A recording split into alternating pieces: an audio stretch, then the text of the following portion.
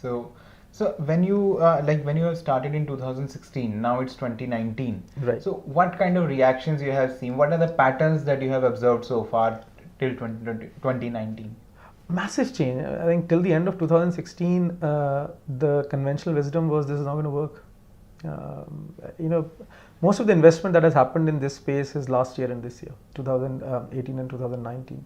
Till I think middle of 2017, no one was convinced direct is going to work. To be very honest, most of the feedback we used to get was, "Why will this work? You know, everyone needs a advisor." And while we said, "Yeah, everyone needs an advisor," and we are a digital advisor, we don't want to be a transaction platform. We want to be able to tell you these invest in these funds, rebalance in this way, so on and so forth, right? And that started changing once people started kind of experimenting with different platforms, not just ours. So it was a collective effort. At one point, I think there were some 30 plus odd online investment platforms. Probably 5 to 6 are still talked about or are still in the fray. But everyone put in a lot of time and effort to educate users that robo-advisory does not mean that this is just a transaction platform and that then we are not going to help you with anything. And slowly we started seeing that change. I think there were early adopters. Word of mouth has been a very big factor for us, maybe not so for some of our other competitors. Some other guys really innovated on how you market robo-advisory services, right? Using different channels to kind of reach the end user. So over time, and I think because of the effort that a lot of people have put in, awareness has gone up a lot. Right? A lot of big players have come into the market recently, right? Like last year, ET Money went direct and also free. Paytm launched a free direct plan platform. So that awareness has started to now tilt the tide. The backdrop in all of this has been that SEBI has firmly kind of said, not in so many words, that direct plans are here to stay. That they want to see a long-term future where an investor can decide to either pay commission or not pay commission. So regulatory backdrop has been very helpful for us. So that's how the narrative has changed. Now it's almost common to be using or to be evaluating 2 or 3 different robo-advisors and then deciding this one is the best for my needs. And among your customer base, who forms the largest chunk of your consumer base, like who are investing through Kavera and all?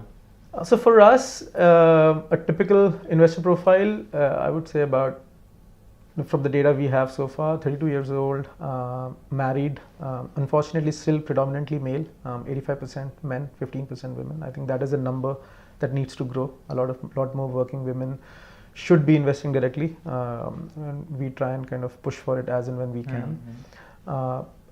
Usually rents, has kids, so that's kind of the average. What about profession? Do you have categories? Service. So fewer businessmen, more of them are getting monthly paychecks. We do not break it down into which industry they are working in, but service. Yeah.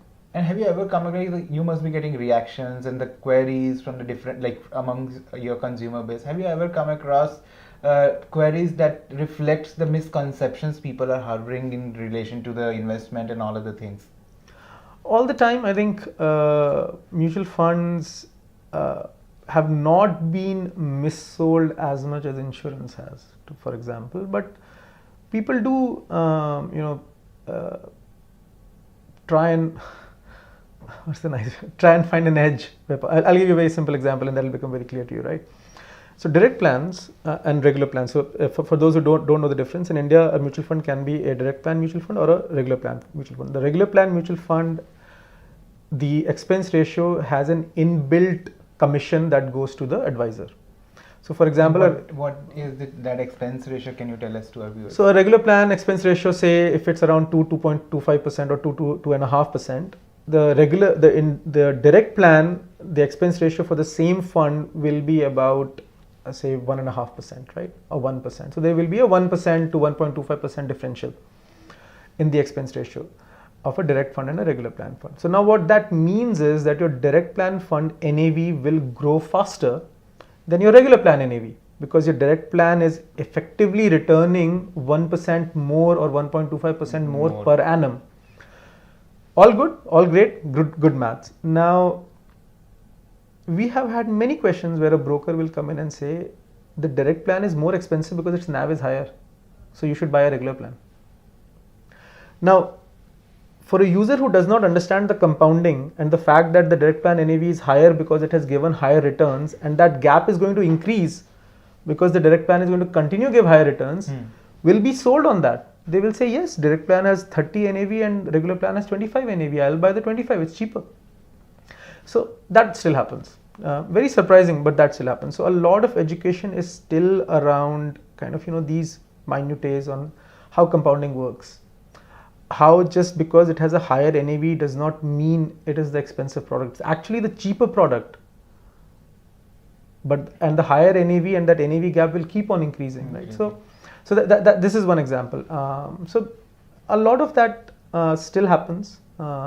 We keep writing a lot in our blogs, or whenever we get a platform to talk about it on some of the mis-selling that still continues. It's coming down though.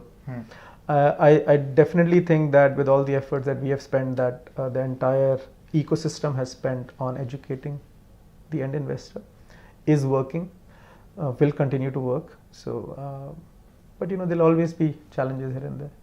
And moving away from these investment questions, my next question is that we are seeing a downturn in the economy, like the slowdown, and like we are witnessing that people are not spending much. Right. So are you seeing a downturn in investment as well, because people are not having, people are not spending? So are you witnessing a sort of pattern in which people are not investing much?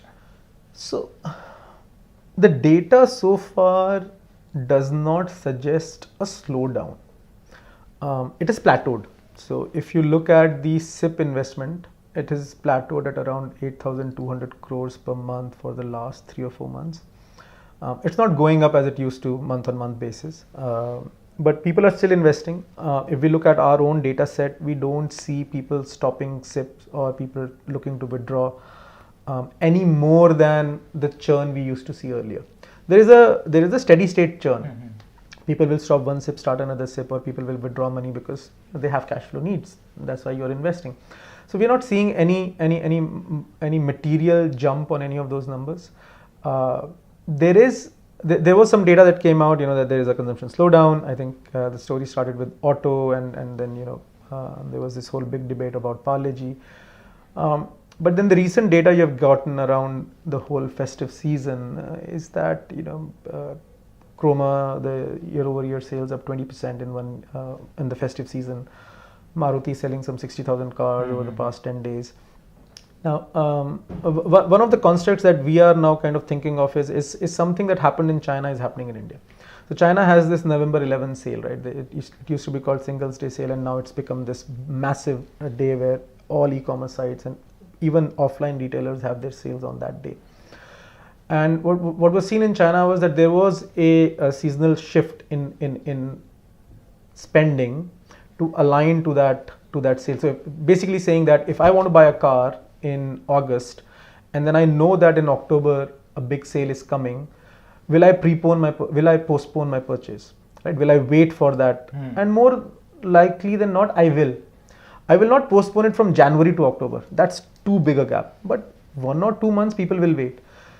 So now the question for us that we want to kind of get an answer for, and I think we'll have to see at least 3-4 more data points for the trend to kind of emerge, is whether what we are seeing in Dhanteras is green shoots, or is there a shift in purchase that is happening because people already know that a discount season is going to come. It has happened in China, so people's behavior can materially change if there is a big event that is going to happen and everyone knows it's going to happen. In August, you already know that the car you are going to buy will be running a discount in October. It's not a question of will they, won't they. You know they will. So you're better off waiting, right? So it's not very clear in our head that there is a structural slowdown yet. I think a few more data points will probably make it clear. Okay. So at this point of time, as Kuvera is a financial advisory platform, so at this point on, what would be your suggestion for people in which avenue they should park their money in? What are the in which platform and in which avenue they will get good returns? Like, what are your various suggestions to the people? See, platforms, of course, Kuvera goes without saying, but I think the biggest thing here is have a well diversified portfolio, right? I mean, if anyone who does goal planning on our platform, we recommend a 5-fund portfolio. 2 of them are index funds. There is an international fund, there is a value biased fund, and there is a liquid fund, right, which is your debt component of your portfolio. So the first thing is don't have a very large portfolio. If you have 15 funds, then it's very hard for you to track or make any sense of it. Have 4 or 5 funds. Ensure that the funds are taking different kinds of risk. So simply put, 4 large cap funds is not adding any value to your portfolio, right? So if you have 1 large cap fund, 1 mid cap fund, 1 ELSS multi cap fund, makes sense. Do have some international exposure. Do try and kind of diversify to risk sources which are outside the country. We include 1 international fund in our model portfolio. Have some allocation to gold. Gold has been known to be a very good diversifier, especially in bad times. When the economy tanks, when the stock market is doing very badly, gold will shine. Gold also has INR depreciation benefits because it's priced in USD. If INR depreciates, the price of gold in Indian rupees goes up, kind of it balances out that INR depreciation. Real estate is a good is also a good part of your portfolio, but size it correctly. Don't have 80% of your wealth in real estate, because real estate has always been a multi-generational asset class. Someone in your lineage will get benefit from owning real estate. For example, no one ever complains my grandfather bought so many properties. They might complain they bought a lot of properties and now nothing is appreciating. But everyone whose grandfather bought a lot of properties are probably just rent seekers. They're living out of the rental income and have great life. So remember that about real estate. Size it correctly. 15 to 20% of your portfolio makes a lot of sense. But if real estate becomes 70-80% of your portfolio, then you're too dependent on real estate performing in the near term, which it may not. Over generations, it will perform, right? So that's how we think about it. I think have a well-diversified portfolio, have multiple sources of risk, and size them correctly. And at last, I would like to ask you, in next 3-4 years, where do you see Cuvera? So we will keep on evolving. We recently launched gold as a new asset class, digital gold as a new asset class on our platform. We are going to keep on evolving on that paradigm. We want to become a more holistic personal finance manager for our clients, right? Something that Ultra HNIs had access to, where there would be an individual who could come in and say, you have so much in real estate, so much in gold, so much in stocks, so much in international stocks. We want to be able to do that for the mass market, where we should be able to kind of tell them, you have so much in FDs, maybe you have too much in FDs, maybe you want to reduce it, or maybe you have nothing in FDs or liquid funds, maybe you want to change that. So we want to use technology to be able to bring that holistic overview of what your portfolio looks like to any and every individual. And I think that's where the biggest delta is in terms of how people manage the portfolios or how people get better outcomes in their life. Thank you, Mr. Gaurav. Thanks for talking to us. Thanks, Rajat. Happy to be here.